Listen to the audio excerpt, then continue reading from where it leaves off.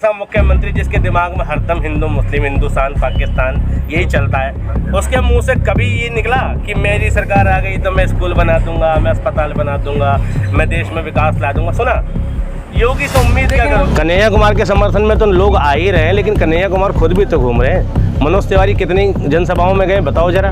देखिए चेक करके, डेली ज़्यादा ही सभा कर रहा है। कौन सी सभा में? वो सभा चुनते हैं जहाँ पर बीजेपी के लोग हों, जहाँ पर बीजेपी का समुदाय मौजूद हो, समर्थक मौजूद हो, वहाँ ठीक है, और जहाँ व्यवस्था ठीक हो।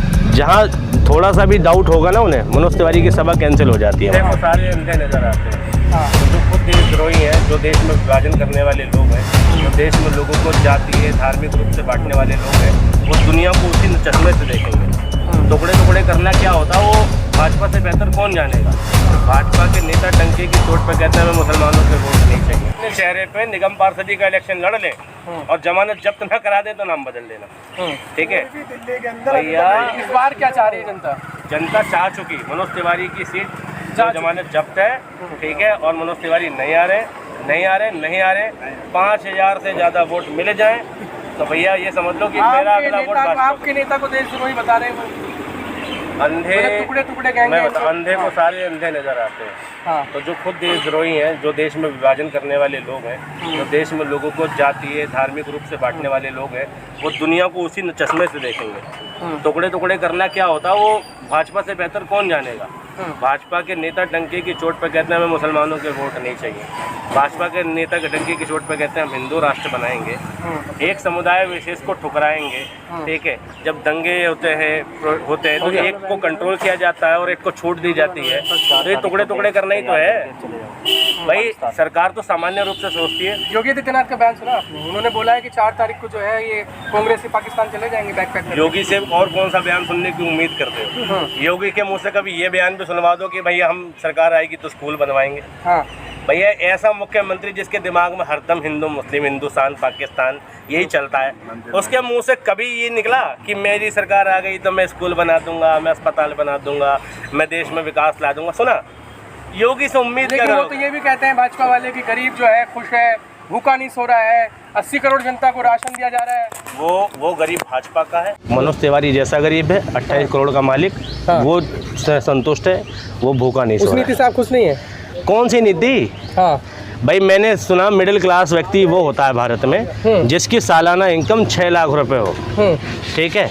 6 लाख का मतलब है महीने की 50,000 रुपये सैलरी हो, वो मिडिल क्लास में आता है, वो भी लोअर मिडिल क्लास में। अपर मिडिल क्लास के लिए 12 लाख रुपए चाहिए, ठीक है। और इससे नीचे जितने हैं सबके सब गरीब हैं। तो भारत के तो भैया 100 करोड़ लोग गरीब ही हो गए, क्योंकि 50,000 से नीचे तनख्वाह वाले लोग हैं। मोदी जी कह रहे हैं कि जो लोग ये अभी सो रहे हैं ना, 4 जून को जाग जाएंगे, जनता जगाने का काम करेगी। बिल्कुल 4 जून को अगर मोदी जी की सरकार गलती से भी बन गई ना, गलती से, वैसे तो बन नहीं रही, लेकिन अगर बन जाए तो एक बात बता रहा हूँ, मोदी जी को इस बार सत्ता छोड़नी है, चाहे इलेक्शन से चाहे जन विद्रोह से।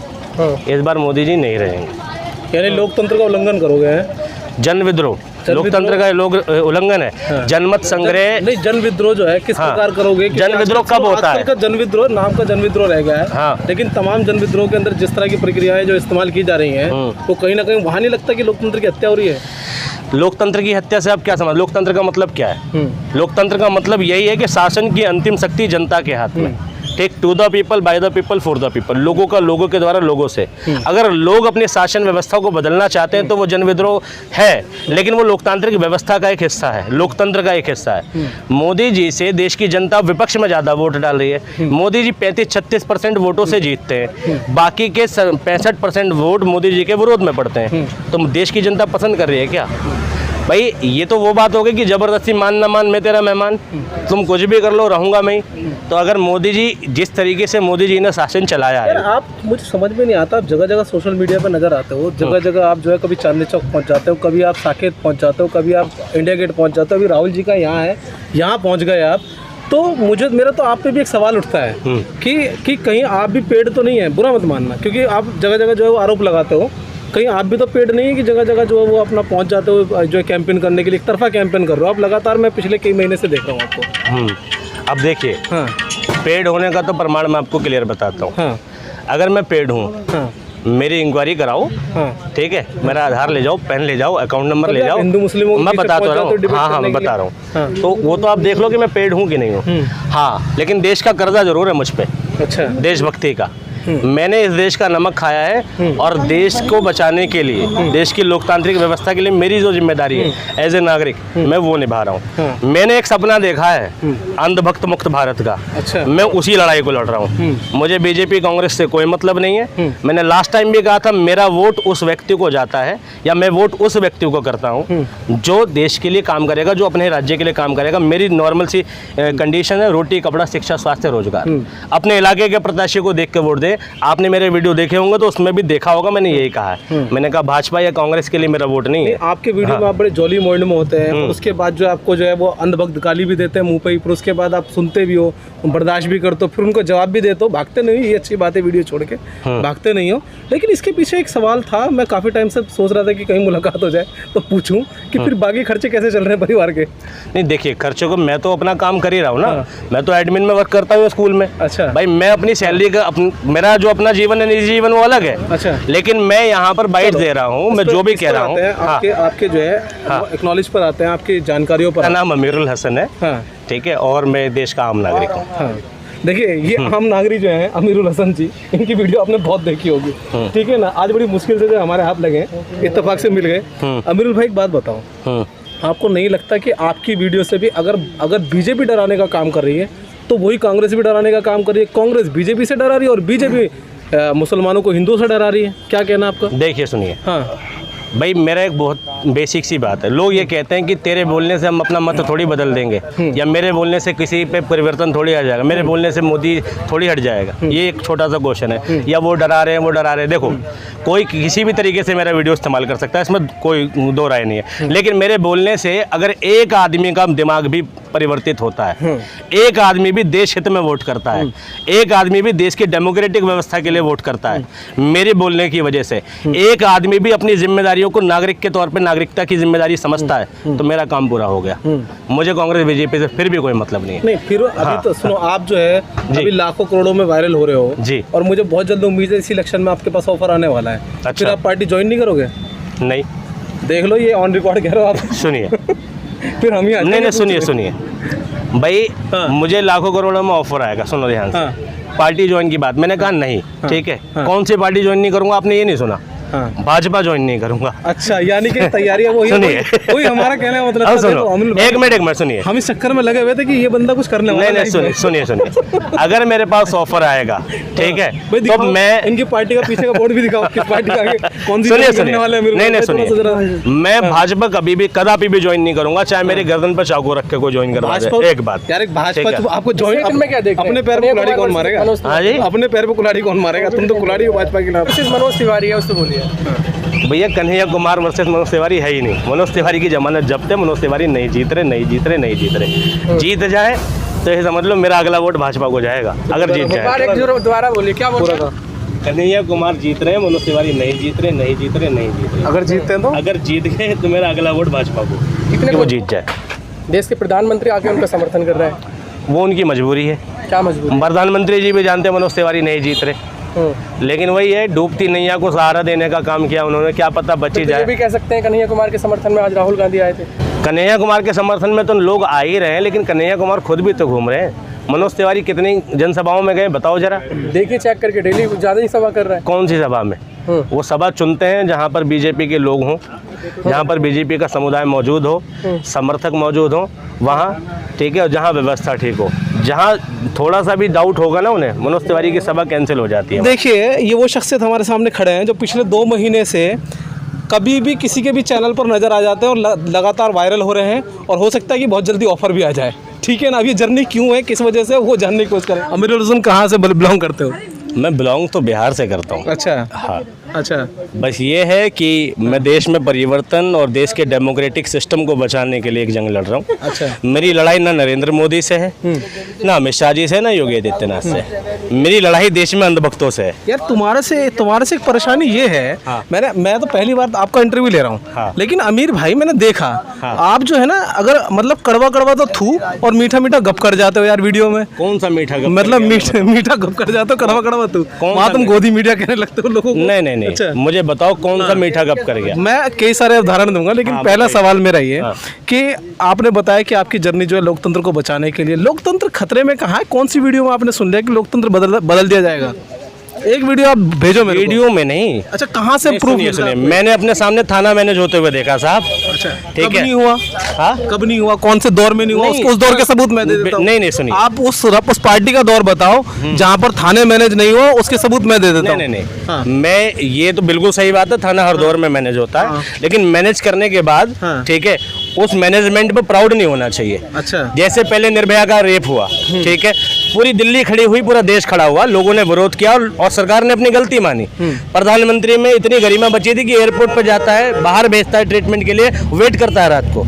हाथरस का कांड होता है, मुख्यमंत्री की कोई ड्यूटी नहीं होती, कोई एक एसडीएम वहाँ का ठीक है ट्रांसफर नहीं होता, उसका तबादला नहीं होता, कोई किसी डीएम का तबादला नहीं होता, उल्टा उस इलाके को छावनी बना दिया जाता है, मीडिया कवरेज से रोका जाता है। ये निंदनीय है। ठीक है, रेप हर सरकार में हुआ, सरकार कंट्रोल कर भी नहीं सकती, क्योंकि ये किसी व्यक्ति की खराब सोच है, ठीक है, जिस पर कंट्रोल नहीं किया जा सकता। कौन व्यक्ति कब क्या सोच रहा है, क्राइम भैया इतना कंट्रोल नहीं कर सकती।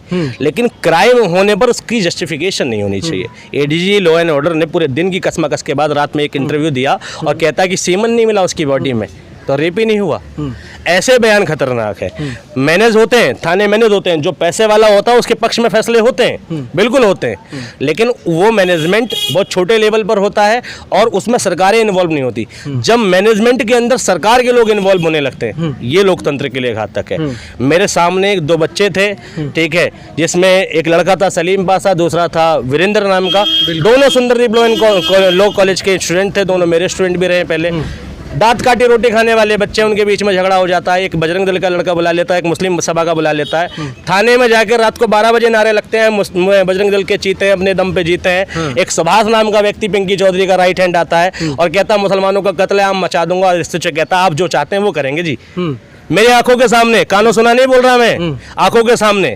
और रात में उस टाइम के जो वहाँ के एसीपी थे अब्दुल कादिर साहब, एसएचओ थे, और डीसीपी अभिषेक साहब थे, गाड़ी जाती है मोहल्ले में और लोगों को उठाया जाता है, उन लोगों को भी उठाया जाता है जिनका दोष नहीं कुल था। मिला के ये है कि एक पक्ष को आप ये संतुष्ट कह रहे हो, करने आप के लिए। ये कह रहे हो कि इस टाइम जो है ये कहीं ना कहीं आप अपने वीडियो से एक पक्ष को बिल्कुल डराना चाह रहे हो कि तुम्हारे साथ ये हो रहा है, देश के अंदर ये चल रहा है, ये चीजें मैं नहीं डराना। डरा रहे हो या चेता रहे हो, ये क्या है? मुझे बताओ, जो मुख्यमंत्री होता है, अगर कोई व्यक्ति मुख्यमंत्री प्रदेश का बन गया तो वो उन लोगों का भी है जिसने उन्हें वोट दिया और जिसने नहीं दिया भी, फिर वो सारे प्रदेश का है।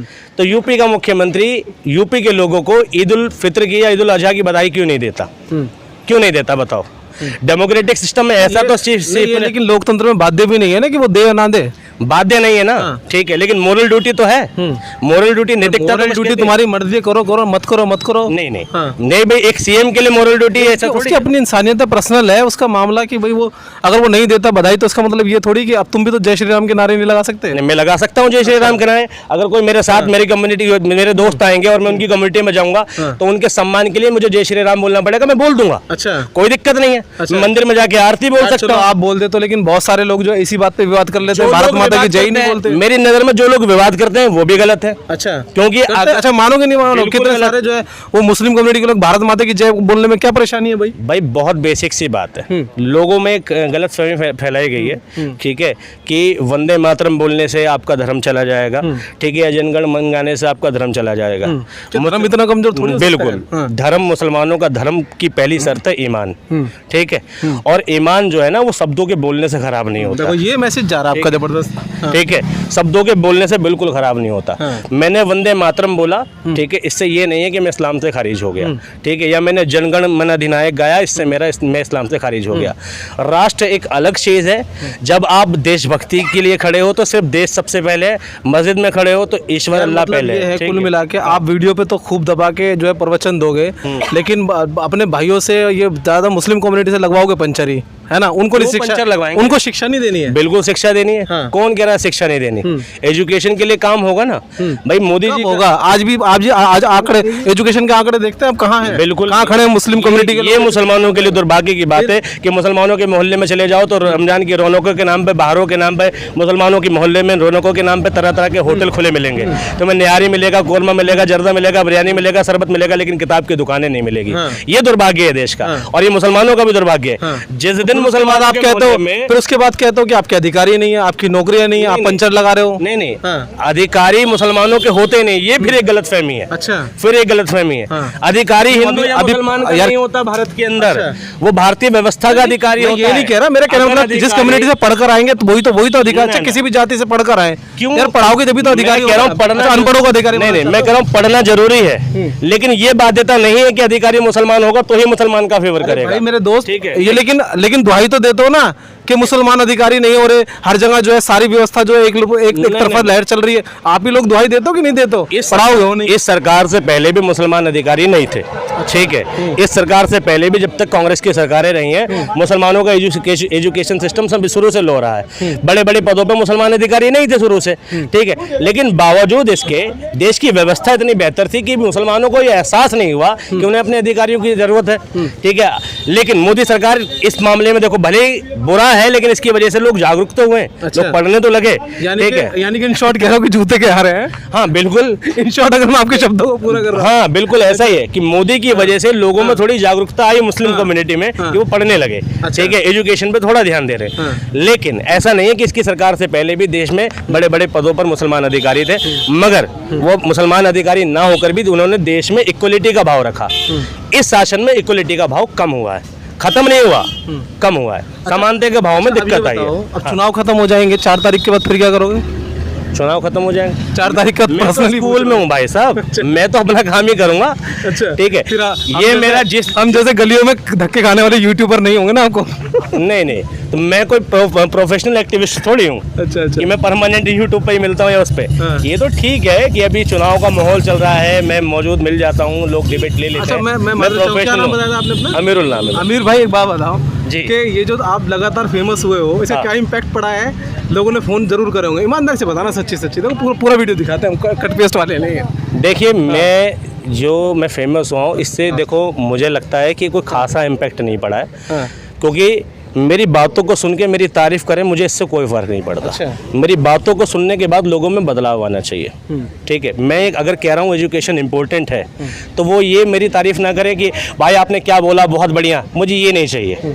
मुझे चाहिए कि आप किताब खरीदें, अपना बच्चा अगर नहीं पढ़ रहा तो उसको स्कूल में एडमिशन कराएं। मैं अपने जीवन में तब्दीली समझ लूँगा। चलिए बहुत बहुत धन्यवाद। तो देखिए इनकी जर्नी जो है अभी ये इलेक्शन के बाद कहाँ जाएगी वो भी दिखाने की कोशिश करेंगे। आज पहली बार मिले, लगातार पीछे पड़े रहेंगे इनके, और कहीं ना कहीं क्योंकि ये जिस तरह के इनकी वीडियो के नीचे कमेंट आते हैं ना, तो कुछ सच्चाई और बेसिक सवाल करने बहुत ज़रूरी थे। तो आपको पता है कि बिल्कुल नेचुरल तरीके से हमने सारी चीज़ें पूछी और बड़े बेबाक तरीके से इन्होंने जवाब भी दिए। क्या इनकी सोच है, क्या इनके ख्यालात हैं, किस तरह से मुस्लिम कम्युनिटी को देखते हैं, मुस्लिम कम्युनिटी आने के बावजूद लोकतंत्र के बारे में क्या सोचते हैं। तो तमाम कड़वे सवालों का तमाम खूबसूरत अंदाज से जवाब, और मुझे उम्मीद है कि लगातार जिस तरह और वीडियो वायरल हुई है, ये वीडियो भी आप वायरल करने वाले हैं।